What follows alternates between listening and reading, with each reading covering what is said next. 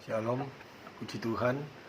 Sore hari ini kita semua akan menerima berkat firman Tuhan.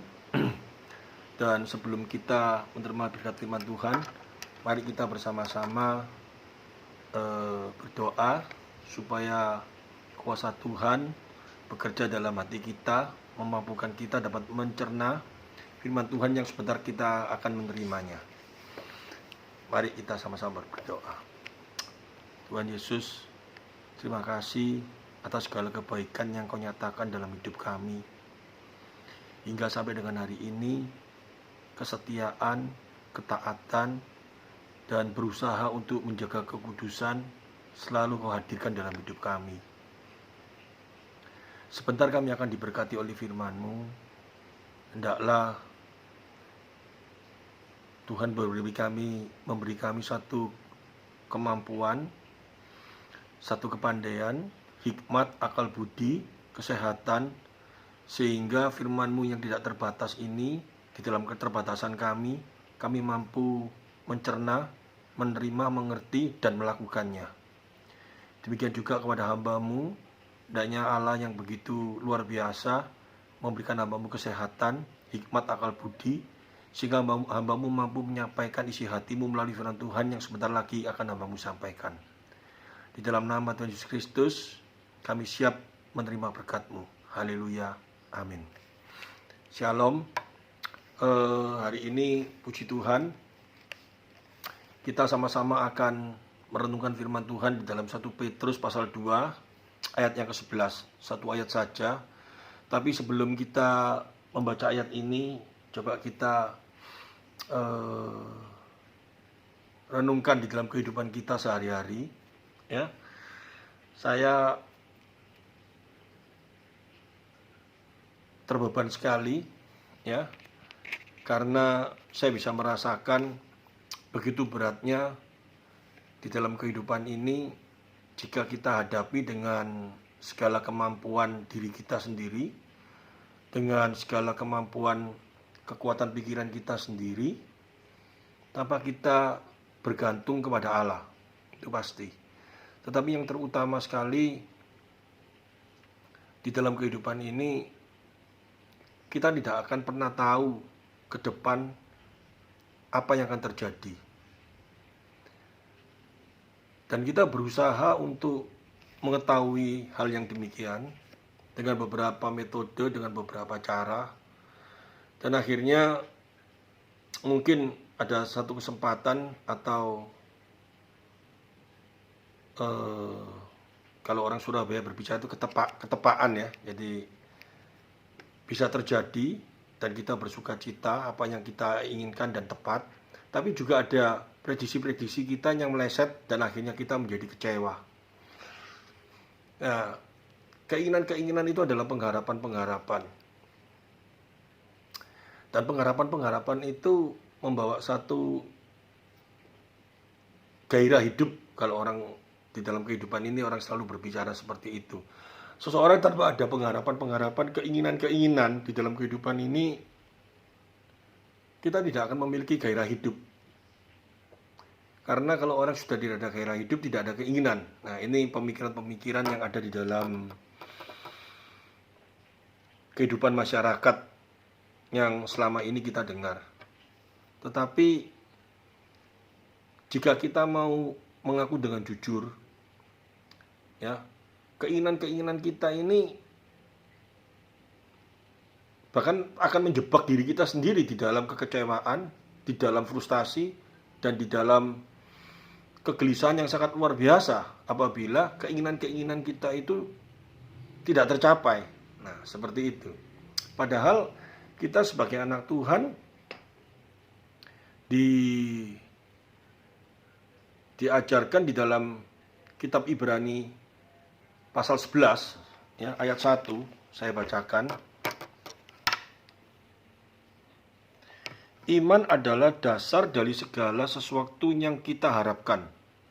Jadi iman adalah dasar dari segala sesuatu yang kita harapkan dan bukti dari segala sesuatu yang tidak kita lihat. Ya, iman itu apa?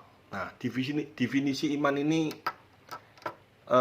banyak sekali orang sudah mengaku anak Tuhan, tapi masih ada beberapa orang yang menjadi bingung. Melalui kitab Ibrani ini dijelaskan, iman adalah dasar dari segala sesuatu yang kita harapkan. Jadi apa yang kita harapkan itu harus memiliki dasarnya, itu iman. Dan iman itu dan bukti dari segala sesuatu yang tidak kita lihat. Iman itu adalah bukti dari segala sesuatu yang tidak kita lihat. Apa yang tidak kita lihat? Ya, iman ini mengarah kepada Allah. Allah itu roh, ya. Jadi tidak ada seorang pun yang bisa melihat Allah, karena Allah itu roh. Tapi kita percaya Allah itu ada. Sehingga semua agama, ya, semua agama yang mengaku dirinya percaya adanya Allah, itu menyebut dirinya adalah orang yang beriman. Tetapi sesungguhnya di dalam kekristenan ini, kalau kita mau menyelidiki lebih dalam, itu dasar, ya. Jadi semua agama, mereka tidak pernah melihat Allah, tetapi mereka percaya adanya Allah, ya. Sehingga mereka mengakui adanya Allah ini, mereka menyebut dirinya sebagai orang beriman. Kalau di dalam kitab Ibrani dijelaskan lebih dalam lagi. Karena iman kita mengerti bahwa alam semesta telah dijadikan oleh firman Allah, sehingga apa yang kita lihat telah terjadi dari apa yang tidak dapat kita lihat. Dikatakan ayat 3, karena iman kita mengerti, ya, atau mengakui bahwa alam semesta telah dijadikan oleh firman Allah. Jadi kita tahu, ya, di dalam kitab Kejadian bahwa Allah menciptakan alam semesta ini, dia berfirman, jadilah. Dan kita mengakui, ya, kita mengakui dan kita mengamini bahwa itu memang Allah menciptakan hanya dengan berfirman. Dan tidak ada seorang pun yang pernah melihat pada waktu Allah menciptakan alam semesta ini. Tapi kita percaya bahwa alam semesta ini ada, itu semua terjadi karena Allah yang menciptakan. Dari sini dulu kita mulai mungkin ada bantah-bantahan dengan beberapa seorang ahli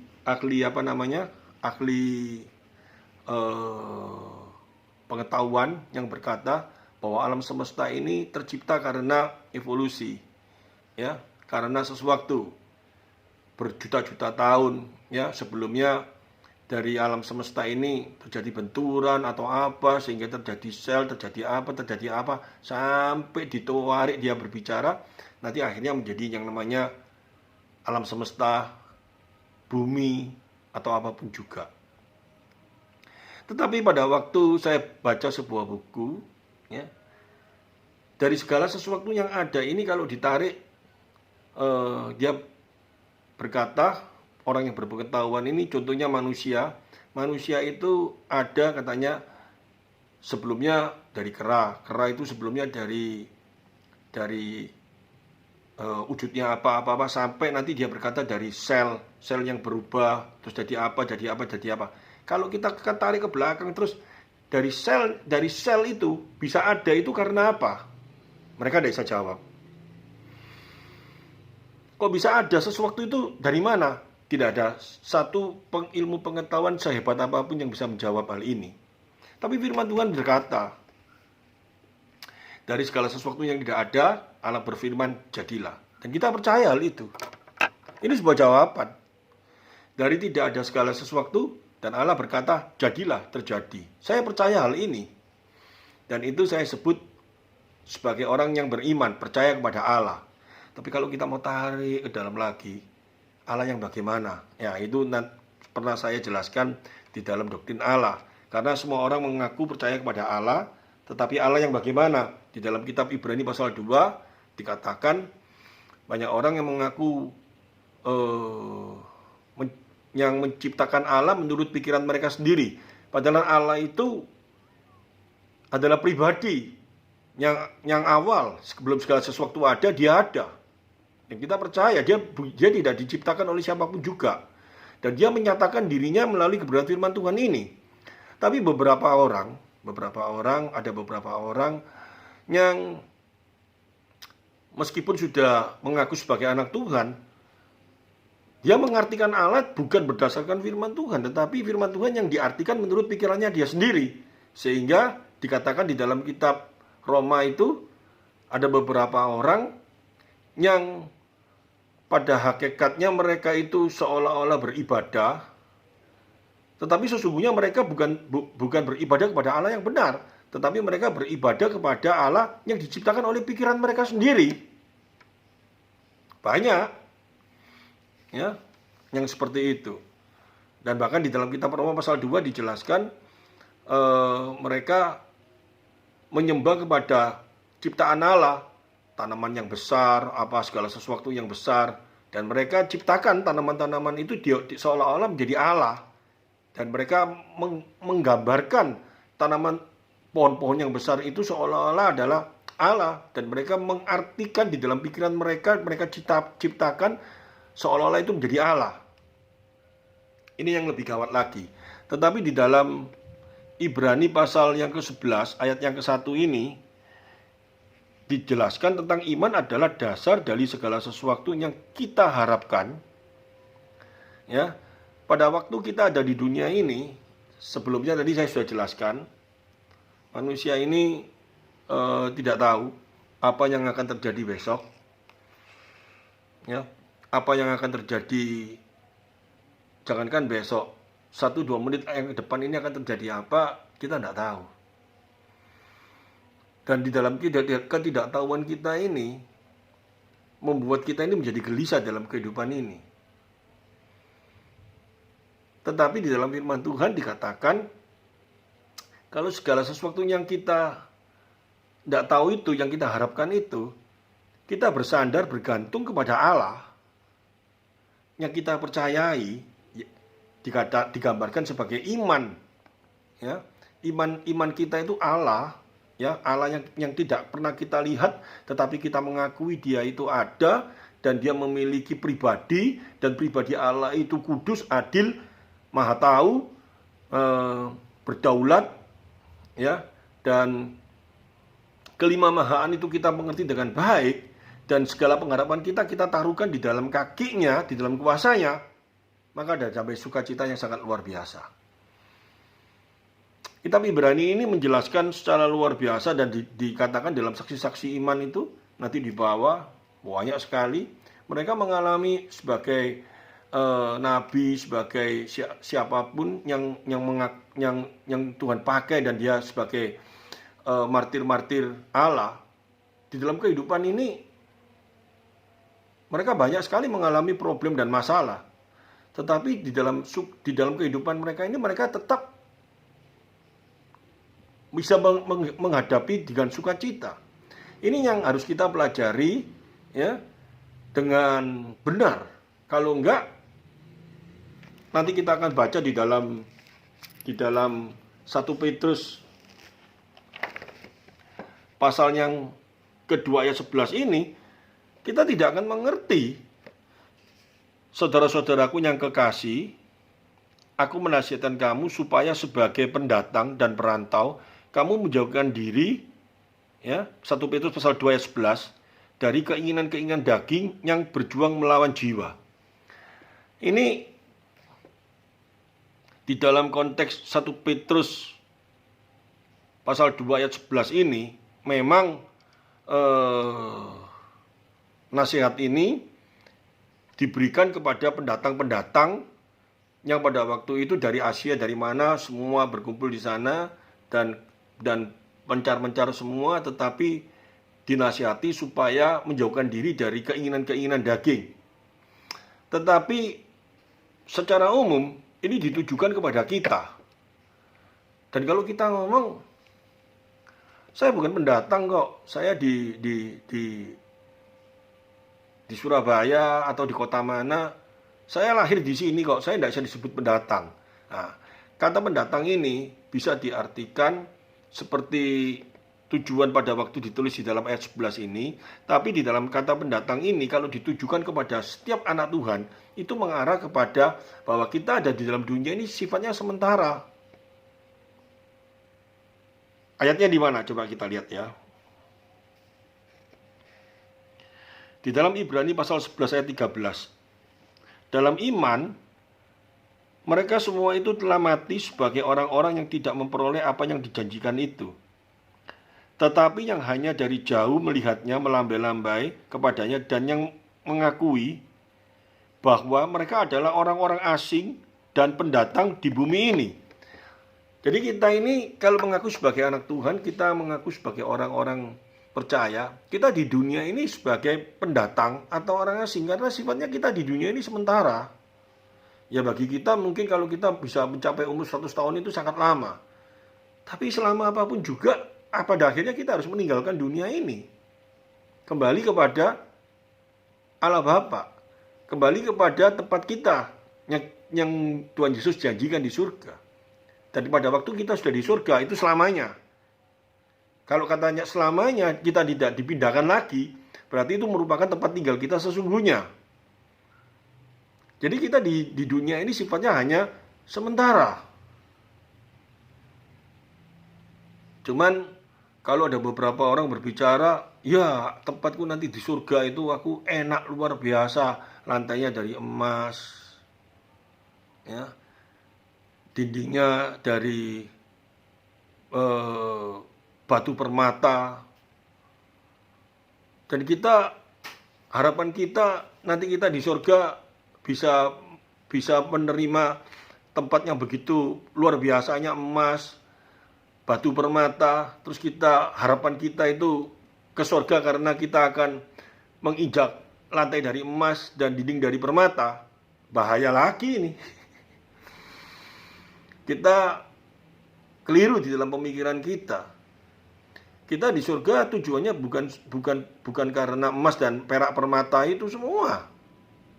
Penggambaran yang digambarkan bahwa surga itu terdiri dari emas, perak, permata, yang sesuatu yang ada di dalam dunia ini yang begitu mulia.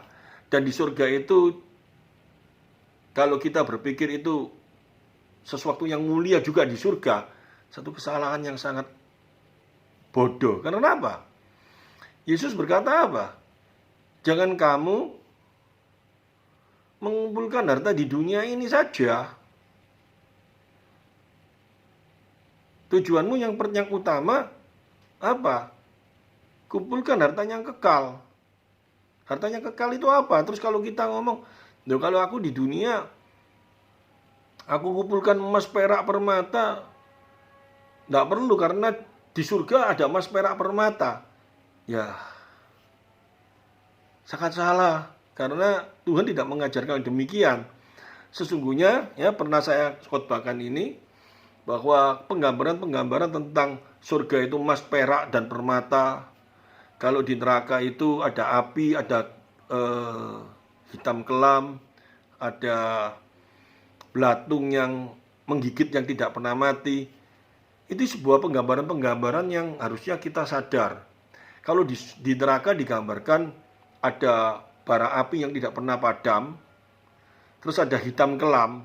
Ini kan sesuatu yang bertabrakan. Kalau ada bara api, pasti gak mungkin hitam kelam. Ada ular belatung yang tidak pernah mati. Ini sesungguhnya di neraka ini ada apa sih? Ya, mungkin bagi mereka yang belum pernah mendengar, saya ingin menjelaskan hal ini dulu sebentar. Jadi, Sang Rasul ini menulis ayat ini tujuannya satu. Penyiksaan yang akan terjadi di neraka itu bukan yang digambarkan oleh beberapa orang yang mengaku pernah ke neraka dan di sana dia melihat orang disiksa, tangannya dipotong sama iblis, ya, yang suka berbohong, lidahnya dipotong. Saya cukup heran, karena di neraka itu iblis juga dihukum. Buat apa iblis menghukum manusia yang berdosa? Itu pasti salah dia kebanyakan dia film, sehingga dia berbicara seperti itu. Sesungguhnya ayat ini sedang berbicara apa? Penyiksaan yang terjadi di neraka itu adalah sesuatu yang sangat luar biasa, yang tidak ada kesiksaan itu yang terjadi di dalam dunia ini. Sangat tidak bisa digambarkan sesuatu yang akan terjadi di neraka itu, siksaan yang terjadi bagaimana. Hanya sebatas apa yang ada di dunia ini yang menjadikan sebuah gambaran. Kalau ada dikatakan sebagai api yang terbakar yang tidak pernah padam, ya, membakar seseorang, itu berbicara tentang penyiksaan fisik. Orang kena api itu sakit luar biasa, dan itu terus-menerus tidak pernah berhenti. Dan hitam kelam itu adalah penyiksaan yang terjadi secara jiwa. Kenapa? Kalau kita bangun pagi, tiba-tiba kita mata kita buka, tapi kita tidak melihat segala sesuatu dan tidak pernah melihat segala sesuatu lagi, itu yang terganggu adalah jiwa kita. Karena antara hitam kelam dan bara api ini tidak mungkin bisa bersamaan. Yang dikatakan kekal terus menerus. Jadi ini digambarkan satu sisaan secara fisik, satu siksaan secara psikis. Dan yang ulat belatung itu, yang menggigit tidak pernah berhenti dan pernah mati, itu siksaan yang digambarkan secara fisik dan psikis yang tidak pernah berhenti di dalam siksaan di dalam neraka itu. Tetapi kalau di surga, satu kemuliaan yang terjadi di surga itu sedemikian luar biasanya, yang tidak bisa digambarkan oleh akal pikiran kita di dalam dunia ini. Dan sang penulis menggambarkan sesuatu yang mulia di dunia ini. Apa yang paling mulia di dunia ini? Secara benda, ya emas, perak, permata, segala sesuatu itu memang dikatakan batu mulia. Tapi yang jelas di surga jauh lebih mulia daripada itu. Yaitu apa? Kemuliaan Allah. Apakah di surga itu ada matahari? Padangnya pakai apa? Pakai diesel, pakai lampu? Enggak. Cahaya kemuliaan Allah yang bersinar. Dikatakan di dalam kitab Wahyu, ya, ada 7 roh Allah yang menyala-nyala. Itu menggambarkan apa? Kemuliaan Allah yang sempurna, yang menjadi terang surga. Ya, ini saya kembali lagi di dalam 1 Petrus pasal 2 ayat 11 ini. Jadi kalau kita sudah mengerti tentang surga dan neraka, sekarang kalau kita ini di dalam dunia ini cuma sementara, ya, sifatnya sementara, yang menjadi tujuan kita adalah kehidupan kekal di surga, yang bagaimana surga itu enaknya, luar biasanya, saya percaya sangat luar biasa, tetapi tidak bisa tergambarkan di dalam dunia ini. Kalau surga bisa tergambarkan di dalam dunia ini, berarti dalam dunia ini sudah ada sesuatu yang sama seperti surga. Di surga itu kemuliaannya tidak bisa tergambarkan oleh apa yang ada dalam dunia ini. Di neraka itu siksaannya itu tidak ada satu siksaan di dalam dunia ini yang bisa menyamai siksaan yang ada di neraka. Tetapi yang pasti di neraka siksaan itu sangat luar biasa. Di surga itu kemuliaan, kedamaian sejahtera yang sangat luar biasa yang tidak ada dalam dunia itu, yang nantinya akan menjadi milik kita, tempat kita yang kekal, yang selama-lamanya. Dan ini kalau kita mengerti dengan baik, sekarang kita di dunia ini tujuannya apa? Kalau kita mengaku sebagai anak Tuhan yang memiliki iman. Di dalam Roma pasal 12 ayat 1 dikatakan, persembahkanlah tubuhmu sebagai persembahan yang hidup, yang kudus. Itu adalah ibadahmu yang sejati. Yang hidupnya, persembahkanlah tubuhmu sebagai persembahan yang hidup, yang kudus. Itu dalam arti apa? Bukan kita mempersembahkan tubuh kita dibakar hidup-hidup di gereja, bukan. Tetapi dalam kehidupan kita sehari-hari, ya, itu sebagai persembahan yang hidup, yang kudus di hadapan Allah. Itu adalah ibadah yang sejati. Jadi ibadah yang sejati itu bukan cuma ujuk-ujuk datang ke gereja, berdoa, menyembah, memberi perpuluhan, dan keluar dari gereja, kita menjadi orang lain lagi. Bukan seperti itu. Tetapi wujud kita benar-benar harus, ya, di dalam Roma pasal 12 sebelum ayat-ayatnya itu digambarkan, pasal 11, pasal 10, pasal 9, 8, Allah yang melakukan segala sesuatu dalam kehidupan kita. Dia yang melakukannya, dia yang begitu baik, dia yang memberikan segala sesuatunya, supaya kita hidup berkemenangan, dan sampai pada akhirnya kita pasti naik ke surga. Sehingga pada saat kita masih hidup di dunia ini, kesempatan yang Tuhan berikan ini, hendaklah kita mempersembahkan tubuh kita sebagai persembahan yang hidup, yang kudus di hadapan Allah. Dan itu merupakan ibadah yang sejati.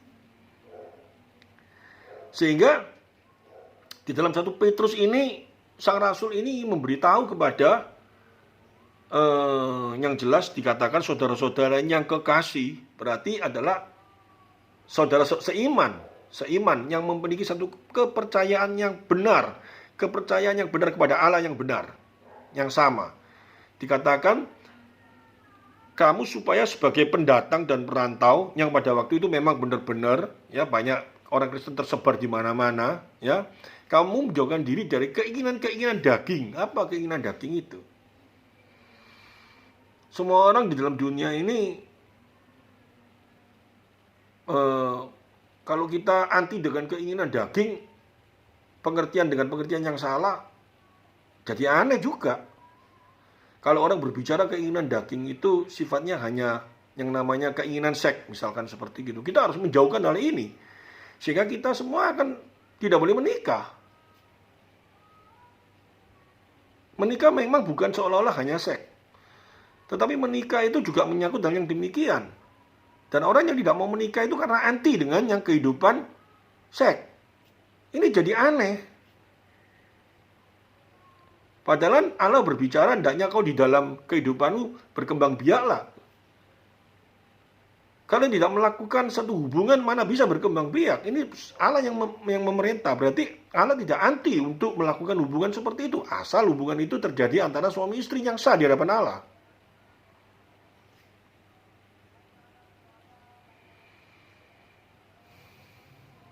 Ini kita mengerti dengan baik, dengan benar, ya. Saudaraku yang kekasih, aku menasihatkan kamu supaya sebagai pendatang dan perantau, ya, pendatang perantau itu mengarah diri kita yang ada dalam dunia yang sementara ini, kamu menjauhkan diri dari keinginan-keinginan daging.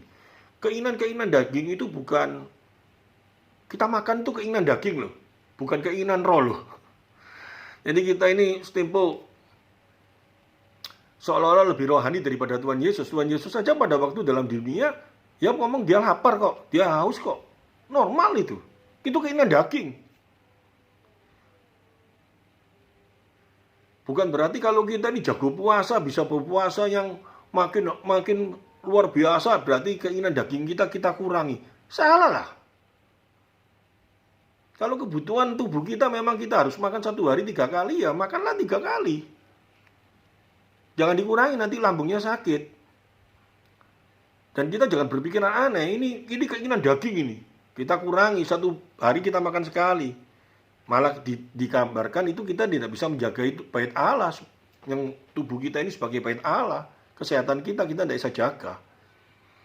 Tapi kalau keinginan daging kita akan makanan berlebih-lebihan, ya kalau orang Chinese bicara itu damjia, ya, semua dimuliakan.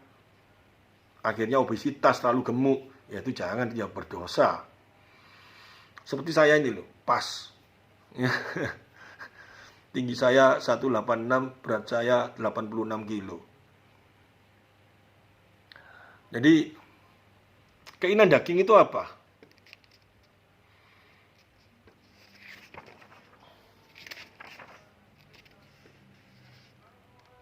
Kalau kita baca di dalam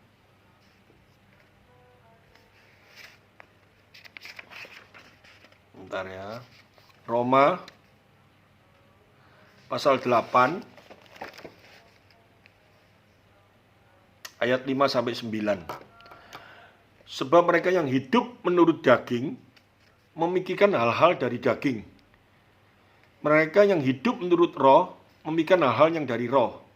Karena keinginan daging adalah maut, tetapi keinginan roh adalah hidup, damai, sejahtera. Sebab keinginan daging adalah perseteruan terhadap Allah, karena ia tidak takluk kepada hukum Allah. Hal ini memang tidak mungkin baginya. Mereka yang hidup dalam daging tidak mungkin berkenan kepada Allah. Tetapi kamu yang hidup dalam daging, tetapi kamu tidak hidup dalam daging, melainkan dalam roh. Jika memang roh Allah diam di dalam kamu. Nah, ini kita harus mengerti ayat ini dengan baik. Sebab mereka yang hidup menurut daging memikirkan hal-hal yang dari daging. Hal-hal yang dari daging dengan hal-hal yang dari rohnya apa? Hal-hal yang dari roh itu jangan sampai kita salah. Makan itu bukan hal yang dari roh. Jadi ini kebablas semua salah. Oh, nonton TV itu Gak bener itu kedagingan.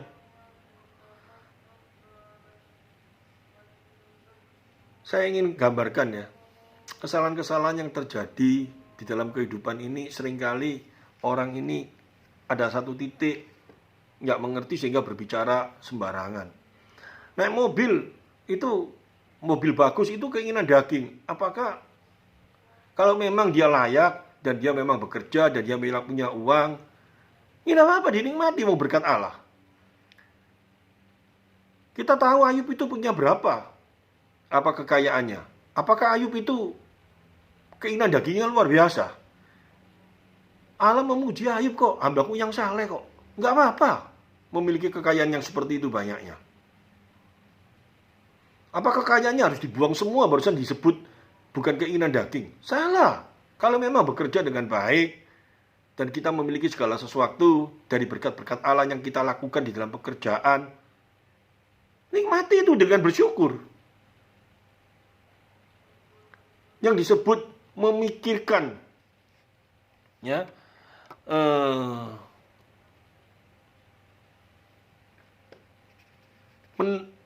sebab mereka yang hidup menurut daging memikirkan hal-hal dari daging. Itu apa? Kalau kita mau melihat di dalam ayat-ayat yang lain itu banyak sekali. Mereka yang keinginan-keinginan daging itu.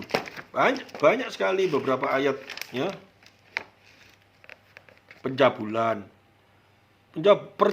Percabulan itu bukan bersetubuh suami istri, tapi percabulan itu sesuatu yang menyimpang. Kecemaran, hawa nafsu, penyembahan berhala, sihir, perseteruan, perselisihan, iri hati, amarah, kepentingan diri sendiri, egois, percederaan, roh pemecah. Ini yang disebut keinginan daging. Bukan hal-hal yang wajar di dalam kehidupan dunia ini. Keinginan daging itu apa? Ingin kaya yang sangat luar biasa, rasanya hanya memikirkan kekayaan saja. Kalau nggak kaya dia tidak bisa hidupnya menjadi tenang. Kalau dia tidak menjadi the best, nomor satu yang diakui oleh semua orang, dia nggak bisa tenang. Jadi dia hidupnya cuma memikirkan bagaimana punya uang banyak, bagaimana dengan uangnya banyak dia bisa dihormati orang. Itu keinginan daging. Tapi kalau bekerja, bagaimana kita bekerja supaya dipermuliakan, kita berusaha, dan supaya kita dengan bekerja ini bisa bahkan bisa membantu orang di dalam bidang kita bisa menarik beberapa orang untuk ikut bekerja di dalam kehidupan supaya dia menerima segala sesuatunya melalui berkat yang Tuhan berikan kepada kita, bisa kita bagikan kepada orang yang bekerja kepada kita. Itu hal yang wajar dan itu sangat baik, dan Tuhan itu menyetujui hal itu. Itu bukan keinginan daging. Di dalam usaha kita bisa menarik sebanyak mungkin orang bekerja, karena sekarang banyak sekali, sulit sekali orang bekerja. Kalau kita bisa mengerjakan beberapa orang dan orang itu bisa bersyukur dan orang itu bisa menikmati hidupnya, dan pada akhirnya dia bisa melihat Allah siapa yang kita sembah dan dia akhirnya bisa menerima Injil dalam kehidupan. Alangkah luar biasanya dengan kita melakukan pekerjaan kita bisa menarik orang-orang akhirnya bisa menerima Kristus dalam hidupnya. Tetapi kalau di dalam kehidupan kita bagaimana menekan seseorang supaya orang ini bisa kita peras tenaganya, supaya orang ini bisa kita pakai untuk kepentingan-kepentingan kita, yaitu yang tadi dikatakan hawa nafsu, itu nggak baik, keinginan-keinginan daging. Tetapi kalau kita bekerja dengan wajar, bagaimana kita saling bisa menguntungkan, kita menghargai seseorang, dan kita melakukan segala sesuatu untuk supaya orang itu bisa menikmati dengan apa yang dia kerjakan, dan kita beri yang jadi hak orang itu. Dan akhirnya orang itu bisa memuliakan Tuhan karena dia bisa melihat Tuhan dalam hidup kita. Itu bukan keinginan-keinginan daging. Ya. Yang berjuang melawan jiwa, ya, jiwa ini kalau saya berbicara ini hati kita ini kan sudah dirubah oleh Kristus.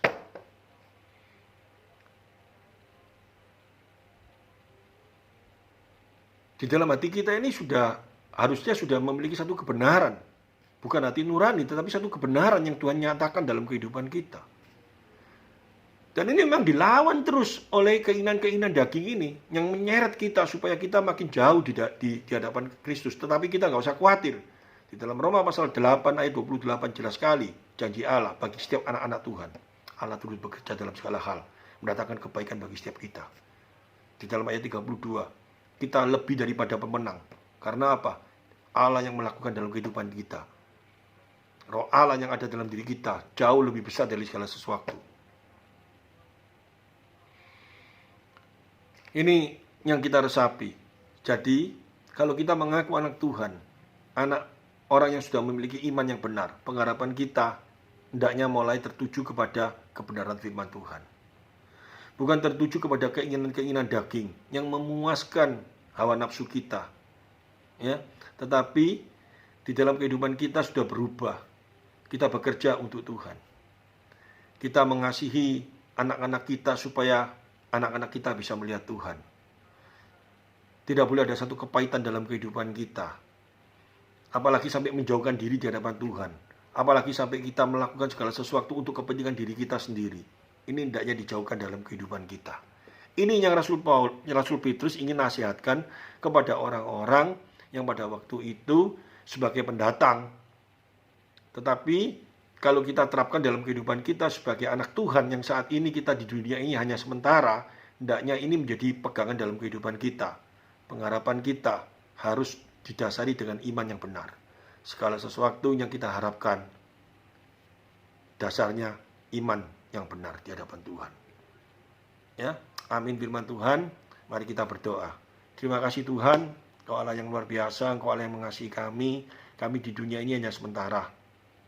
Tujuan kami adalah bersama dengan Engkau nantinya di dalam kehidupan kekal. Oleh karena itu, ubahlah pikiran kami sesuai dengan apa yang telah Tuhan berikan dalam kehidupan kami.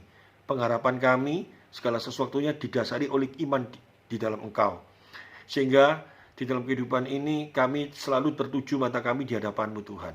Terima kasih Tuhan, di dalam nama Tuhan Yesus Kristus, firman ini Tuhan meteraikan. Haleluya, amin.